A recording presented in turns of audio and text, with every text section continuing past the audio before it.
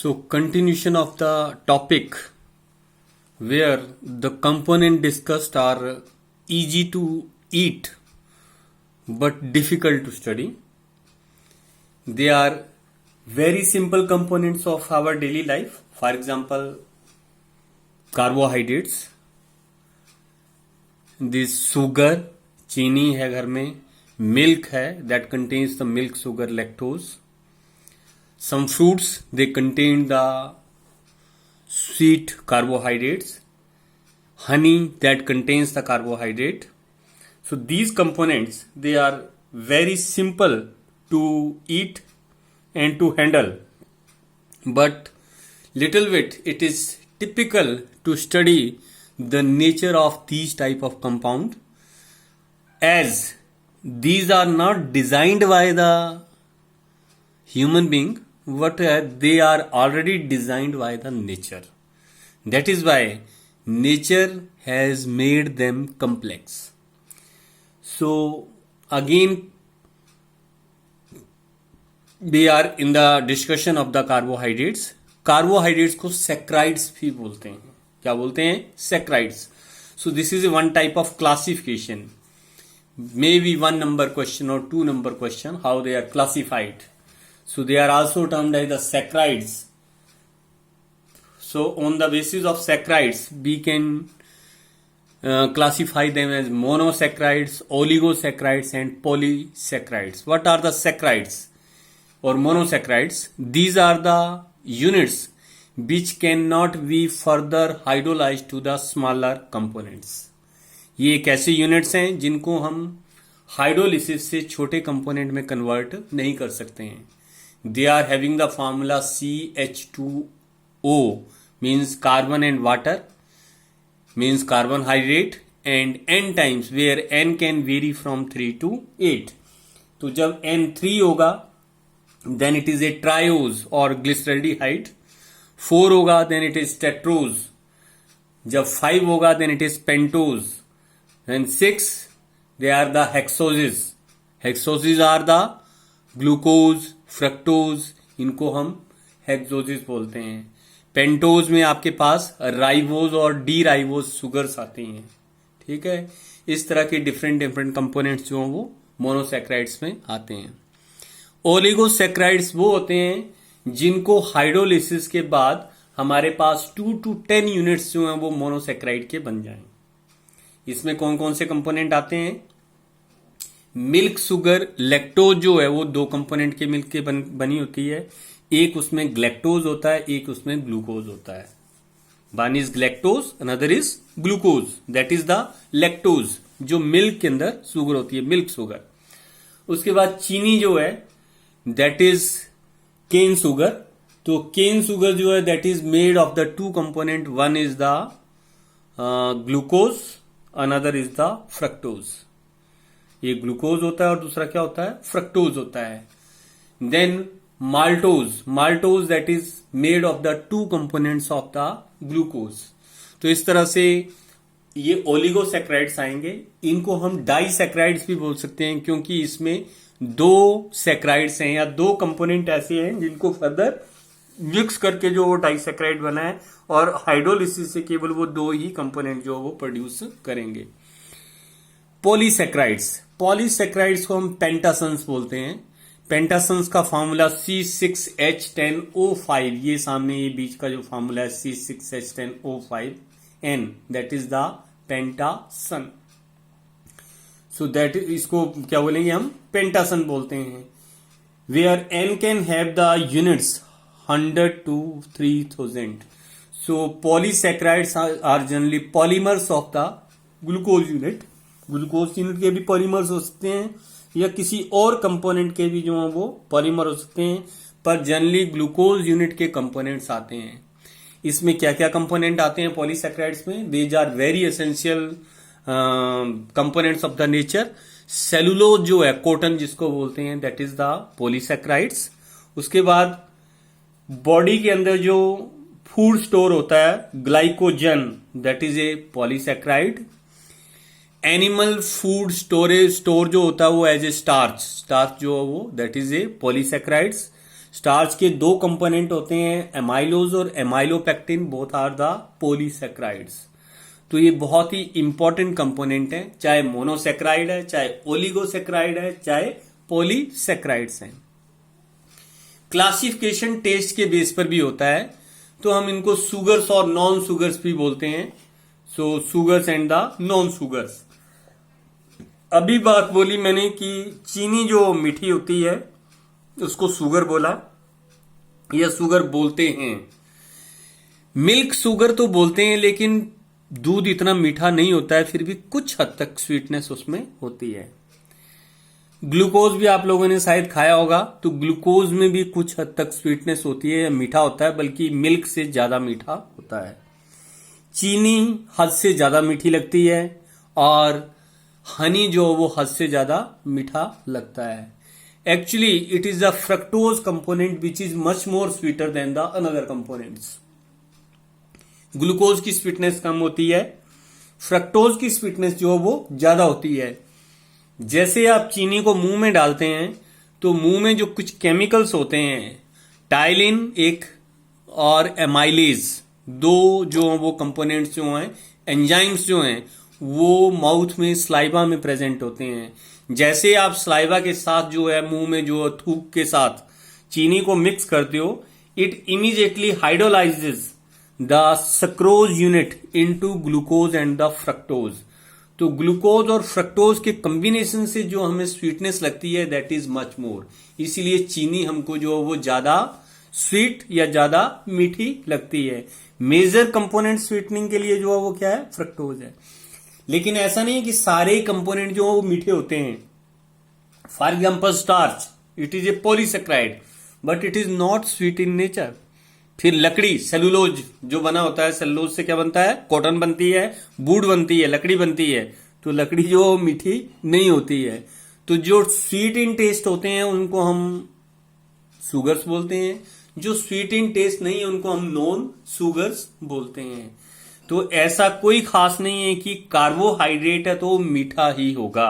Sweetness का carbohydrate से कोई खास लेना देना नहीं है। That is different thing, that is different thing. इसमें कुछ एक ऐसे कंपोनेंट भी हो सकते हैं जो कार्बोहाइड्रेट ना हो और स्वीट हो। फॉर एग्जाम्पल आर्टिफिशियल स्वीटनर जो होता है सेचरीन, तो वो एक कार्बोहाइड्रेट नहीं है, that is a sulphonamide. Sulphur है उसमें और उसका एमाइड है सल्फोना, बेंजीन सल्फोनामाइड है वो। तो वो जो है वो सेचरीन जो है वो आर्टिफिशियल स्वीटनर जो है बाहर मार्केट में मिलता है, that is not a carbohydrate. Aspartame, that is A amino acid combination, that is again sweet in nature. तो sweetness, it has nothing to do with the carbohydrate word.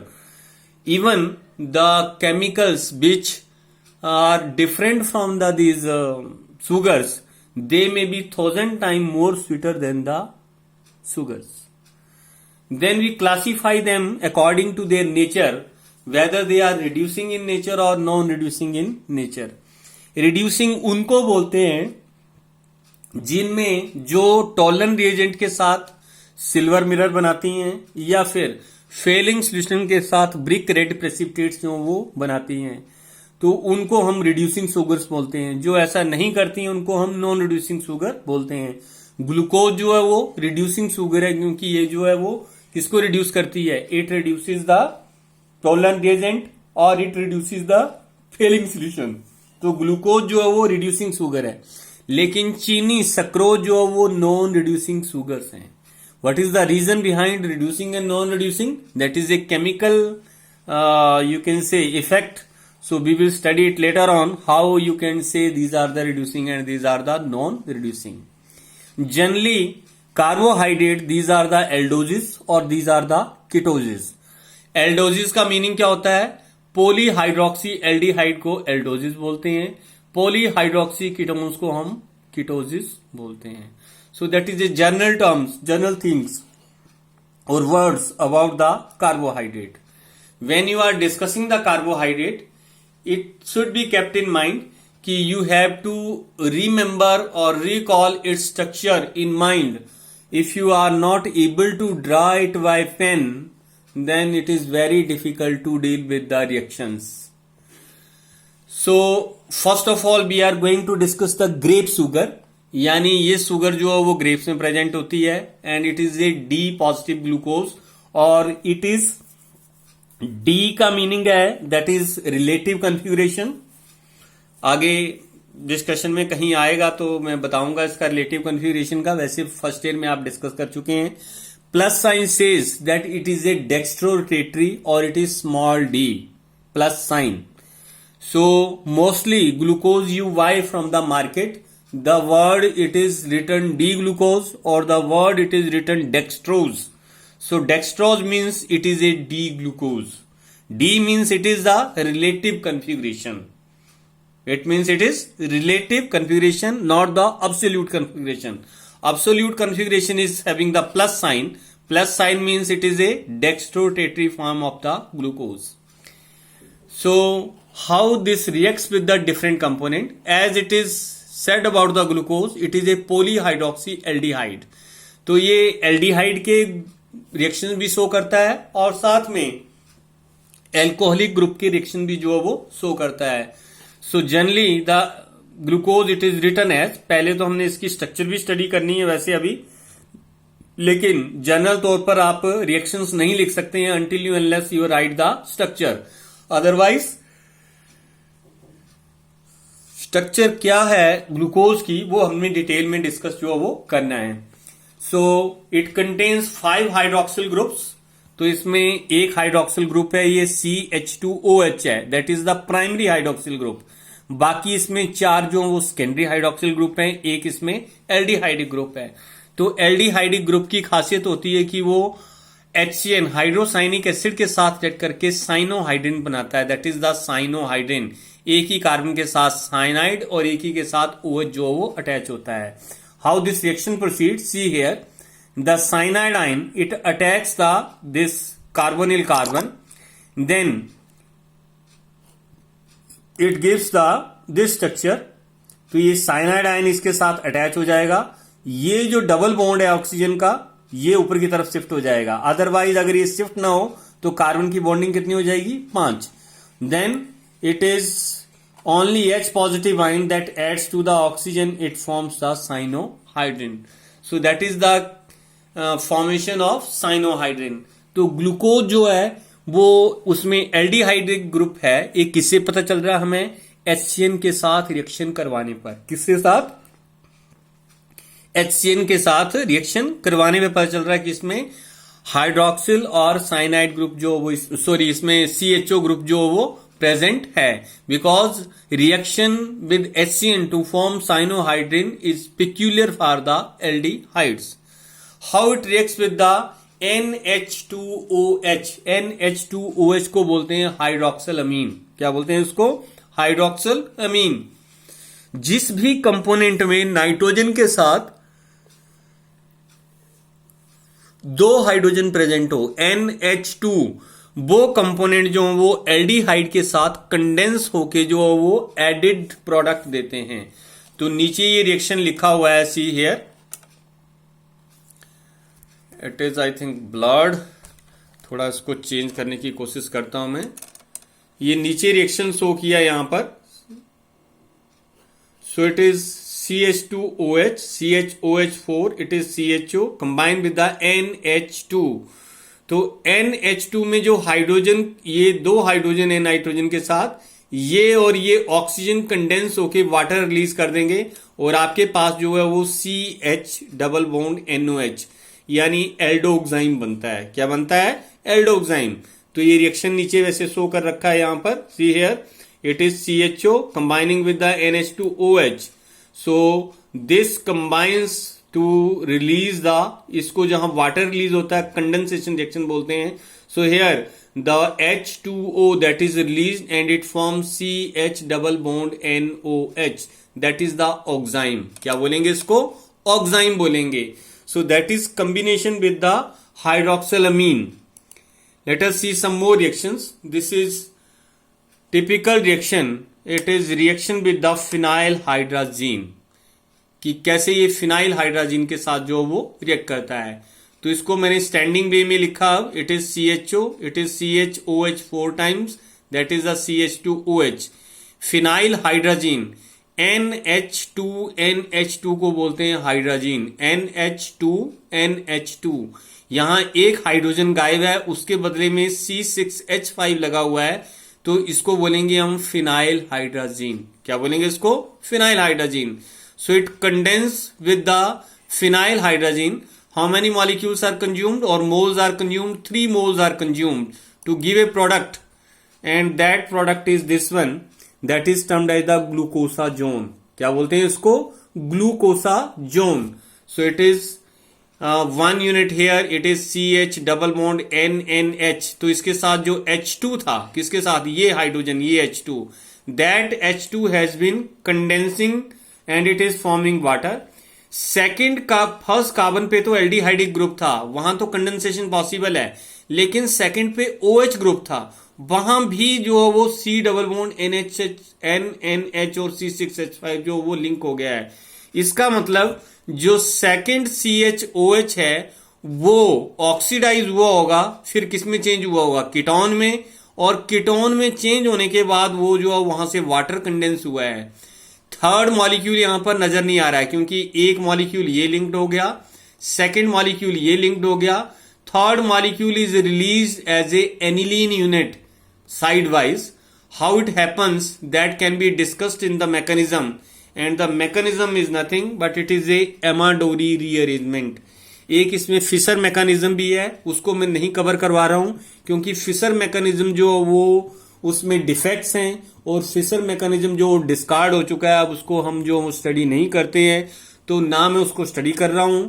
अगर आपने उसको देखना है तो खुद चेक कर सकते हो, उसको बुक में दिया हुआ कि फिशर मैकेनिज्म क्या है इसके रिलेटेड, फिनाइल हाइड्रोजीन या ग्लूकोसाजोन की फॉर्मेशन से related. But here I am going to discuss the Amadori rearrangement. Amadori rearrangement, again it is a discussion of the mechanism of the reaction. It is nothing. First it is the C double bond O unit, and here it is the hydrogen that condense to give the added product. It is CH N double bond NH C6H5.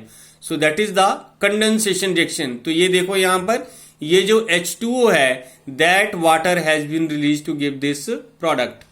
Then some shift takes place. This bond of the CH, it enters here, and the bond here CH double bond N, it shift to the this hydrogen. See how it happens. तो जैसे ही reaction complete होता है, यहां पर double bond आता है। Previous slide में आपको द्वारा दिखाता हूं, यहां पर it is this bond entering here. तो यहां पर क्या है? डबल बॉन्ड आ जाएगा इस जगह पे। ये बॉन्ड बाहर की तरफ शिफ्ट होगा तो यहां क्या है? सिंगल बॉन्ड आ जाएगा। तो यही जो वो नेक्स्ट स्ट्रक्चर में शो किया हुआ यहां पर, there is a double bond between the carbon and CH here. Now it has been change into single bond, and this is the COH. Again some migration take place. This bond of the OH, it enters to the inner side forming a ketone here. यहां क्या बनेगा? Ketone. The double bond here, it migrates above forming CH double bond NH again, and this part it is lost as an aniline unit. So this happens here in the structure. I am trying to do it by simple animations. So first of all, one of these bonds that migrates from the OH to the carbon and oxygen, ये जो इसके बीच में bond था ये कहां shift हो गया? इधर की तरफ। यहां डबल बॉन्ड नहीं हो सकता अब, तो एक बॉन्ड जो यहां से शिफ्ट हो जाएगा। Now this bond dissolves and only single bond is left here. Then ऊपर वाला जो है इसमें डबल बॉन्ड आ जाएगा यहां पर। So there is a formation of double bond now, this one, and this is lost. ये एक बॉन्ड दूसरा और तीसरा और चौथा हो गया, तो चौथा नहीं रह सकता, तो that is lost from here, and this unit it migrates here to form C6H5NH2, that is the aniline unit. क्या ये? Aniline unit. तो अभी पीछे बात हुई कि एक फिनाइल हाइड्रोजीन का यूनिट कहां जाता है, उससे क्या बन जाती है? एनिलीन बन जाती है। Now you are having the structure, तो इस स्ट्रक्चर में आपके पास यहां डबल बॉन्ड आ गया, यहां डबल बॉन्ड आ गया, और सेकंड कार्बन जो वो डबल बॉन्ड ओ में जो वो कन्वर्ट हो गया. Let us see the next structure here, how the reaction takes place further. तो अब तो सिंपल रिएक्शन है, ये डबल बॉन्ड ओ और ये फिनाइल हाइड्रोजन का यूनिट, इसमें आपस में कंडेंसेशन होगी, कंडेंसेशन से आपके पास ये प्रोडक्ट जो वो बनेगा. सो that is the condensation product, it is formed. Now last another molecule of the phenyl hydrogen, it combines with this NH. How the combination takes place? It is the NH of this and H2 of this that is released as an ammonia unit. क्या बन जाता है इसका? Ammonia unit. And remaining part, it forms CH double bond NNHC6H5, C double bond NNHC6H5. मेरे ख्याल से थोड़ा बहुत आपको क्लियर हुआ होगा. ये अगर नहीं भी हुआ है, then try to open the books, try to draw the structures. Where you don't follow, then ask the question. That is the main funda regarding study and to learn the carbohydrates. Okay, remaining lecture will be next time.